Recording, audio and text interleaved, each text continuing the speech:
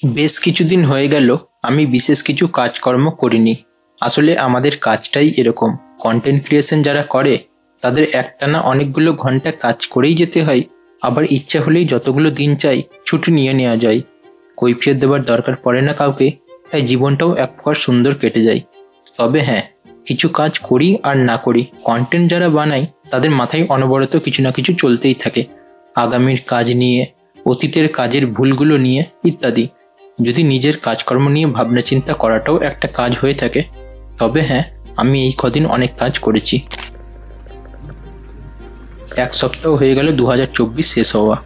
কত কিছু পরিকল্পনা ছিল ওই একটা বছর নিয়ে, বলতে লজ্জা নেই খুব বেশি কিছু স্বপ্ন পূরণ করতে পারিনি। তাই এই নতুন বছরে ঠিক করেছি একেবারেই বড় ইচ্ছা পূরণের লক্ষ্য না রেখে ছোট ছোট ইচ্ছে পূরণের দিকে বেশি গুরুত্ব দেব। এই যেমন বাবা মাকে নিয়ে বিদেশ ভ্রমণ, কিংবা আমাদের দেশের পাহাড় সমুদ্র ঘুরে বেড়ানো। ব্যাপারটা হলো, চাইলেই এগুলো আমার পক্ষে সম্ভব না, সে অনেক কারণ। তাই নিজের এই রাইটার্স ব্লক কাটিয়ে ওঠার জন্য এবং বাবা মায়ের সাথে ঘুরতে যাওয়ার ইচ্ছে পূরণের কথা ভেবে ঘুরে এলাম কলকাতা থেকে।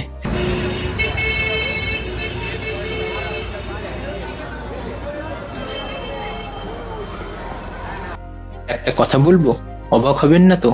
জীবনে এই প্রথমবার আমি, মা এবং বাবা একসাথে কলকাতা ঘুরতে গেলাম। অনেকটা দেরি হয়ে গেল, তাই না? সে যাক গিয়ে, একেবারেই পাহাড় সমুদ্র না নিয়ে যেতে পারলেও আশেপাশের জায়গায় তো ঘুরে বেরিয়ে আসা যেতেই পারে। তাতে করে বাবা মায়ের মনটাও ভালো হবে, আর আমারও রাইটার্স ব্লক ক্ষণিকের জন্য উধাও হবে। আমরা না এই যুগের ছেলে মেয়েদের মতন নয়, পারি না অতটা। আমি 90s কিডস, 90-এর দশকের ছেলে। বাবা মায়ের সামনে ভিডিও বানানো তো অনেক বড় ব্যাপার। বাবা মায়ের সামনে ফোন বের করে একটা ছবি তোলাও বিশ্বকাপ জয়ের মতন ব্যাপার। যেটুকু সাহস জোগাতে পেরেছিলাম সেই দিয়ে 2-1টা ফটো তুলেছি মাত্র। কলকাতা গিয়ে কোনো রকম ভিডিও করতে পারিনি। একদিকে ভালোই হয়েছে, ভিডিও করিনি বলেই হয়তো ওই 3 দিন বাবা মা দিদি জামাইবাবুকে নিয়ে সুন্দর একটা সময় কাটিয়েছি। ভাবছেন এই রাইটার্স ব্লক কি? আচ্ছা বলি একটু। আমি তো নিজের কাজকর্ম বাড়ি থেকেই করি, আর সেই থেকেই হয় রোজগার। এই যে ভিডিও বানাই, সেটা থেকে কবে কি হবে জানি না, তবে এখন রোজগার হয় না। যেখান থেকে রোজগার হয় তা হলো আমার ব্লগ। পেট চালানোর জন্য এবং ডারউইনের মতবাদ অনুযায়ী অস্তিত্বের জন্য সংগ্রাম যে কাজ করে আমি এতদিন করে যাচ্ছি তা হলো ব্লগিং। এই ব্লগিং মূলত নিজের ওয়েবসাইটে আর্টিকেল বা কন্টেন্ট লেখালেখিকেই বলা হয়ে থাকে। আমি যা ব্লগ লিখি তাই দিয়ে বিভিন্ন মাধ্যম থেকে আমার এবং আমার পরিবারের ঠিকঠাক চলে যায়। পরপর আর্টিকেল লিখতে গিয়ে মাঝে মধ্যে বিরক্তি দানা বাঁধে বা নতুন লেখা মাথায় আসে না। সেটাই হলো রাইটার্স ব্লক, যা কাটিয়ে ওঠার জন্য অনেকেই অনেক কিছু করে থাকে। এই যেমন ছুটি কাটানো, বেড়াতে যাওয়া, অন্যরকম কিছু করা, বা যার যেটা ভালো লাগে। দেরি হয়ে গেল একটু। সবাইকে হ্যাপি নিউ ইয়ার।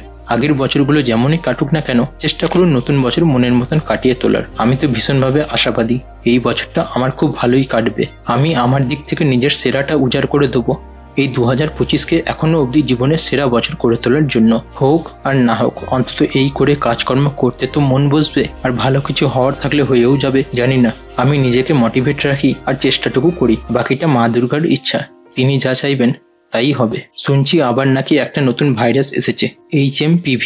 এখনো অবধি যা খবর তাতে ঘাবড়াবার কিছু নেই। তবে যদি আগের বারের মতন হয়, তখন বেঁচে থাকাই অভিশাপ হয়ে উঠবে মনে হচ্ছে। আপনারা সময় থাকতেই নিজেদের এবং নিজের পরিবারের খেয়াল রাখা শুরু করুন। যত্ন নিন, সাবধান থাকুন। কথাটা স্বার্থপরের মতন শোনালেও এটাই সত্যি হয়তো। এর আগের বার যখন কোভিড-19 এসেছিল, তখনই তো আমি সময় পেয়েছিলাম ব্লগিং শিখে ব্লগিং শুরু করার, আর সফলতাও পেয়ে গেছিলাম।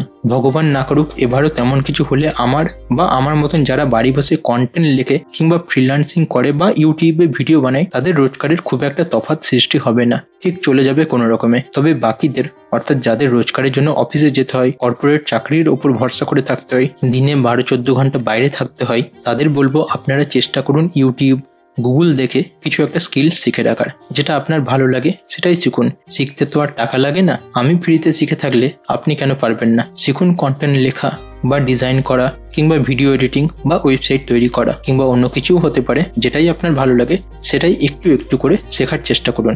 যেটুকু বাড়তি সময় সারাদিনের প্রয়োজনীয় কাজকর্মের পর পাবেন তাই দিয়ে, তারপর সেটা শিখে একটু একটু নিজের সাইড হাসেল শুরু করুন। যেটুকু বাড়তি সময় সারাদিনের প্রয়োজনীয় কাজকর্মের পর পাবেন তাই দিয়ে চেষ্টা করুন। দেখবেন এই মহামারী বা ভয়াবহ পরিস্থিতি কখনো যদি আসে, তবে আপনার কাজ হারানোর বা অল্প রোজগার কিংবা সাময়িক রোজগার বন্ধ নিয়ে চিন্তা করতে হবে না। সময় থাকতে রাস্তা ঠিক করে রাখুন। এটুকুই বলার ছিল আজকের ভিডিওতে।